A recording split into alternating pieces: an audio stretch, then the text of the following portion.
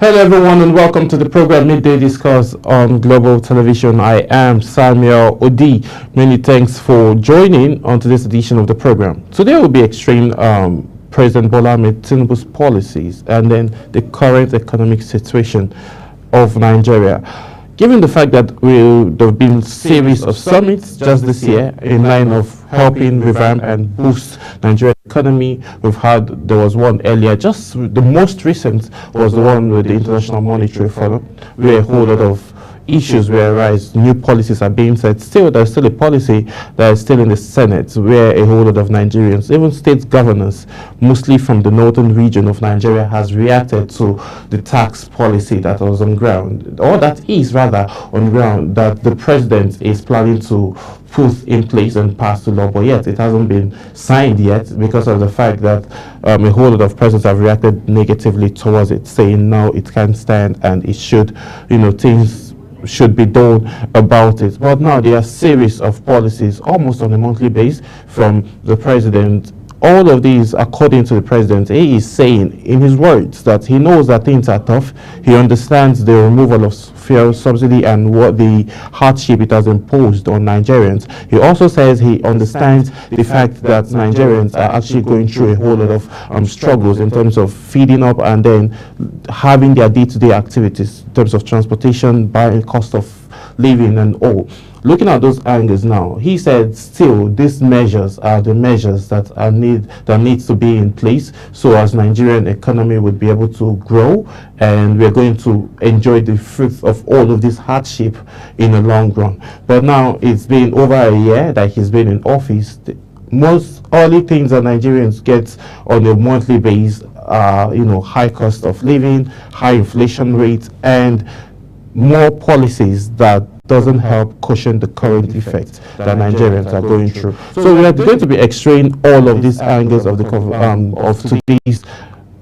conversation on today's edition of Midday Discourse, where we'll be looking at one of the major drivers of President Bola Ahmed Tinubu's policies, where Nigeria currently are economically, and where we are set to be at in the next couple of years with these current policies. So we'll be extracting that and then having also conversations about the current inflation rate, which is at 33.88%. Also, we'll measure more on food inflation, which is at 39.16% year on year. And also, we'll have a little bit of conversation around the just concluded election in Edo, where APC swept all 18 local governments. We'll be going on the quick break, and then when we return back, I'll be introducing my guest who is joining me virtually all the way from Ibadan, who would help us understand most of the talking points. Please do stay with us.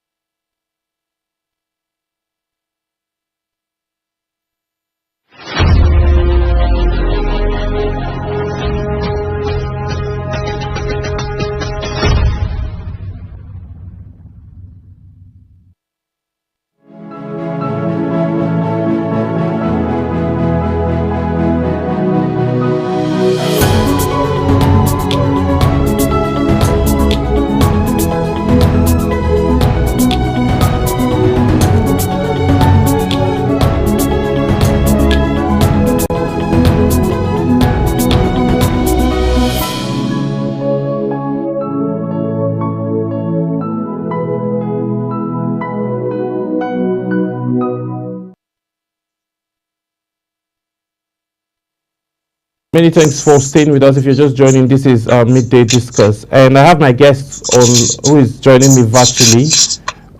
If you can hear me, good afternoon, Dr. Oyebade.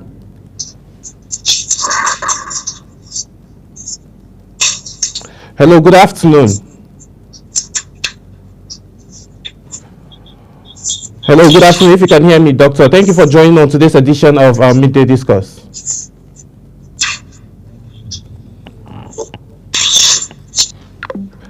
We seem to have a bit of technical issues from the end of our guest, which we are hoping is going to resolve shortly. But like we rightly mentioned, we'll be having conversations around Nigerian inflation as well as the just concluded election in Ondo State. Well, let me bring you up to speed with what's the current inflation and the key drivers of Nigerian inflations are, given the fact that there have been series of talks from the central bank and also the central bank governor who says that monetary policy is being tightened and a little bit of not having so much notes, cash in circulation is going to help curb out inflation. Or the CBN, at the other hand, turned around again to say that they are about to start probing banks for hoarding cash. So on that note, let me just bring you up to date with the major key drivers of Nigerian inflation, which is currently at 33.88%. Food inflation, the food inflation rate of October, this is one of the key drivers of the current inflation rate we're facing. The food inflation rate of the month of October was recorded at 39.16% year on year, compared to that of September 2024, when the inflation was at 37.77% on a month-on-month basis. The food inflation rose to around 2.94% at a 0.3% increase from the 2.64% recorded in the month of September 2024. This increase was driven by rising costs of prices of items such as local and foreign beer in the tobacco class, vegetable oil, groundnut oil, and palm oil in the oil and fat class, as well as beef, gizzard, dry beef in the meat class, and products like other beverages in those class as well. The average annual food inflation rate for the 12 months ending in the month of October 2024 was 38.12%, representing an 11.79% point increase from the 26.33% recorded in the month of October 2023. Another core and key factors that's leading or making our inflation rate surge high, it's around the core inflation, which includes the prices of volatile agricultural produce and energy, stood at 28.37%, I beg your pardon, in October 2024 on a year-on-year basis, reflecting an increase of 5.79% compared to 22.58% recorded in October 2023. The highest increase were observed in the prices of items such as bus journeys within the city,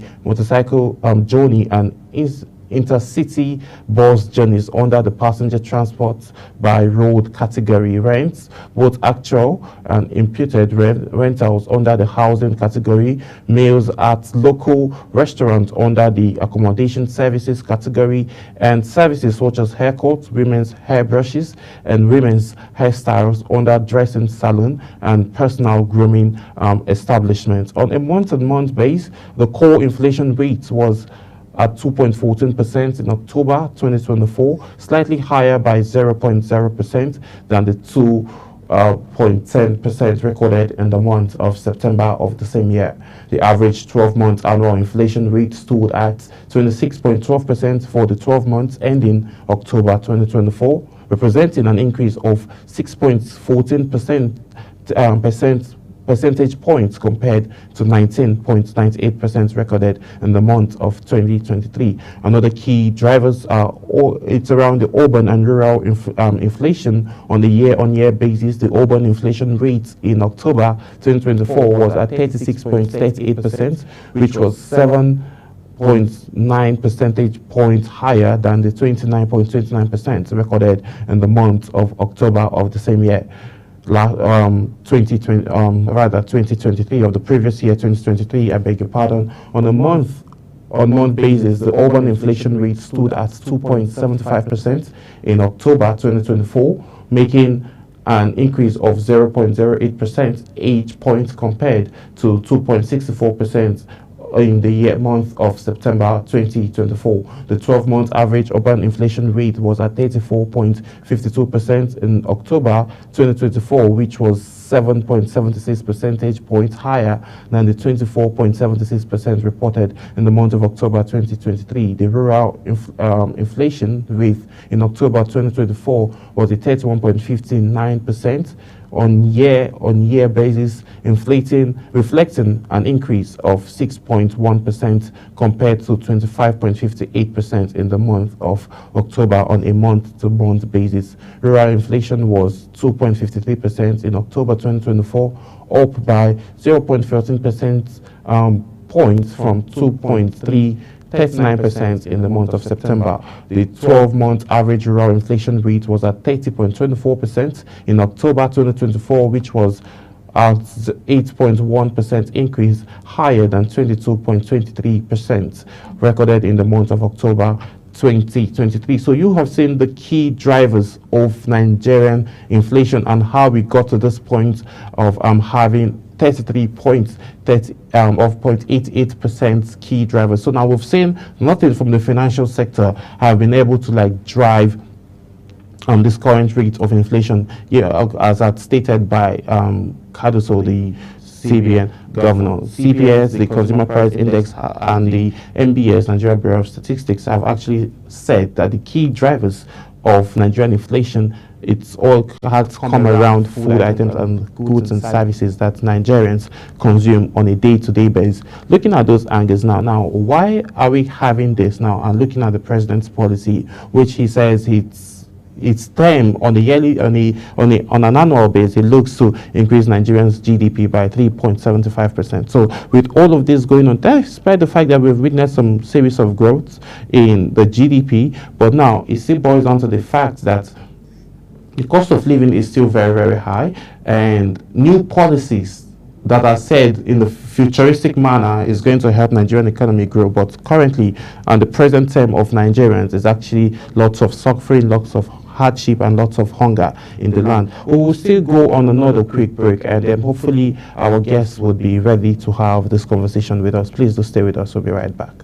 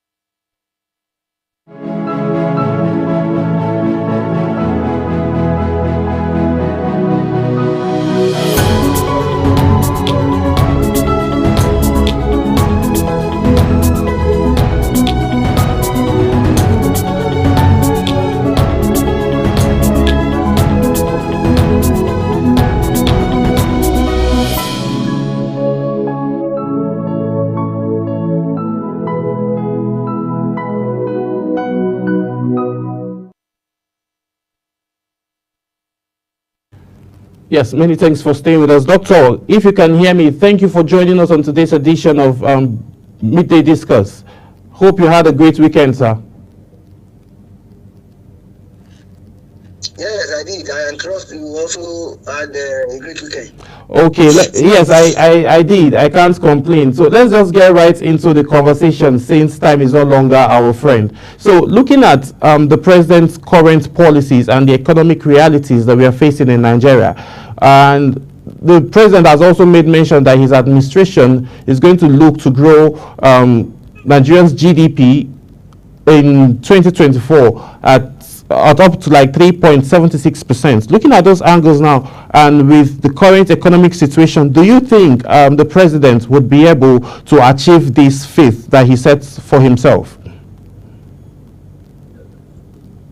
I didn't get your question very well, but I can assume that you are talking about the growth rate of the economy. Yes, I'm talking about the growth rate, yes. Mr. President promised that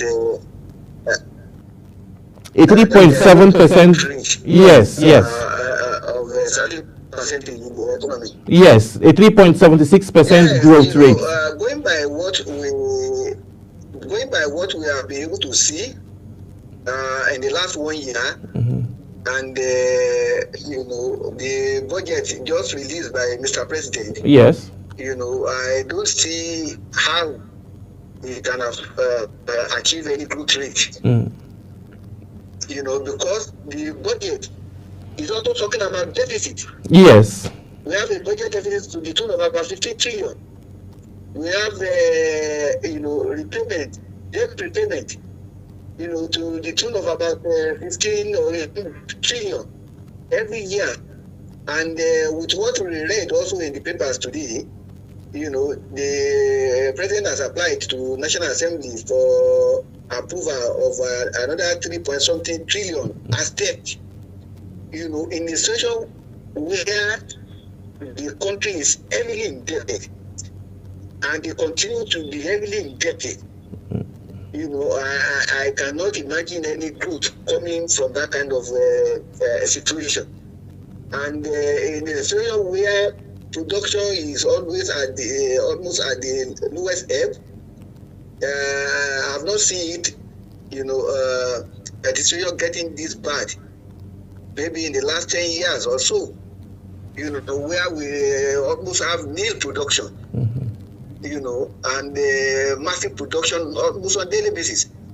The inflation is, getting worse by the day.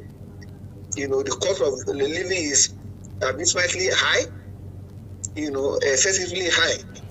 And the standard of living is abysmally low, So if you go by all those indices, there is no way by which we can have any growth in the economy. The economy is, is almost at a comatose level, almost the buying and selling and production has reduced drastically. The economy is not moving. You have a situation where staff now come to office maybe 3 times in a week. What kind of production can be done in that kind of a situation? So then how do you achieve growth? So with all the indices on ground, I don't see how Mr. President can achieve any meaningful, either this year, or in the nearest future, except something is done drastically about it. I think Mr. President has to rejig, some of his policies. His policies are not. His policies are not working. Is it policies on the is it monetary policy, fiscal policy, or what have you? They are not working. A country cannot continue to be in debt and expect miracle to happen. So he has to tinker with his policies. Don't let us be kidding ourselves that we are making progress in this country. We are not making progress. Mr. President should be told the bitter truth. Let's speak truth to power. So he has to tinker with his policies. He has to rejig his policies. Domicile some of his policies to address the local situations, rather than borrowing what World Bank or IMF tells him. Even IMF has come out lately to say categorically that the policies of the present government is not working. That the policies are not working. They are not addressing the situation. But do you agree with talking about the IMF? Doctor, talking about the IMF, the IMF made mentions that of the fact that the current economic reform going on will take Nigeria around 10 to 15 years before the Nigerian economy will be able to revamp. And the Vice President, Kashim Shettima, also said despite the inflation going on in the country, that Nigeria is still witnessing a certain level of economic growth. Do you agree with that statement? One of the most unreasonable things I think we are doing in this country is to allow foreigners to be dictating, the pace, of our growth, or to be telling us, when we are going to get out, of the woes in the country. That's one of the most unfortunate things that we are doing in this country. And I think there should be a shift from there. But when we keep borrowing from all these people, there's no way by which they will not be telling us that it will take, 15 years. What kind of parameters have they used? What kind of facts do they have that we don't have? Has it been based, or is it based on empirical evidences that some of us are not aware of, that only them are aware of? Let's have a shift from there. Let's take responsibility. If we take responsibility, I think we can fix this country within 5 years. If we take responsibility, if the people in government take responsibility, if there are no misplaced priority, if we are able to block all the loopholes and wastages in this country, if we are able to block corruption, if we are able to strengthen all our institutions in such a way that there won't be frivolity, in such a way that there won't be wastages, there won't be corruption. We can fix this country, and let us face reality once and for all. Misplaced priority should be dispensed with. In a situation where an average, we are having several billions of naira allocated to renovate government offices, to renovate the Vice President office, Vice President quarters, this and that. And we say we don't have money. They are spending trillions of naira, billions of naira in buying vehicles, having so many retinue of officers. Media hate. They are beyond 20 in number, and they will also have assistance here and there. Let's wastages and face reality. Nobody will come and fix this economy for us. We have the responsibility to fix it ourselves. Why creating jobs for the boys at the expense of the economy, at the expense of the masses? So, and we are relying, hook, line, and sinker on one foreign.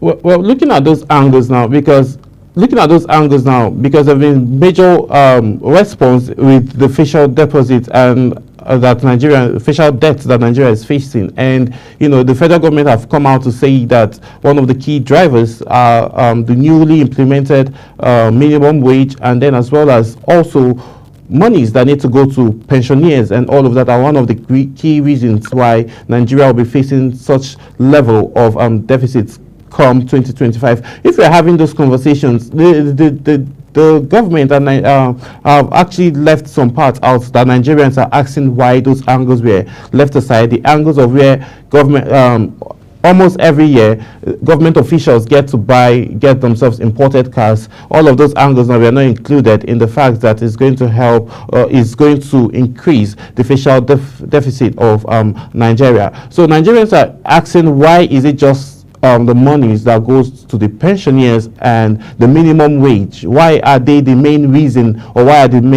they what the federal government is focusing on that would propel to increase Nigeria's fiscal deficit? So it has been projected that it's going to surge to around 13.8 trillion naira come 2025 if that does happen. But moving away from that now, there are lots of other angles to this whole conversation, and we were hoping to do a whole lot of justice to that. But before we close the curtain for today on this edition of Midday Discuss, there have been a whole lot of campaigns and then issues around exchange rate and then foreign investments.